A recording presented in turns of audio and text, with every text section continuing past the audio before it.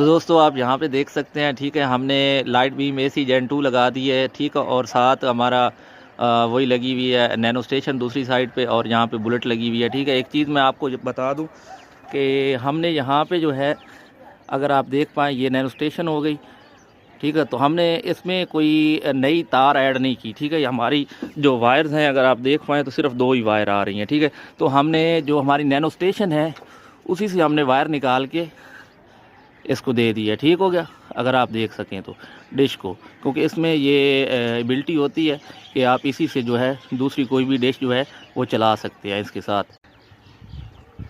तो दोस्तों आप यहाँ पर देख सकते हैं, ये 2 वायर आ गई हमारी नीचे। ठीक हो गया, ये देखिए ये 2 वायर्स हैं। ठीक हो गया, वो टावर हो गया हमारा।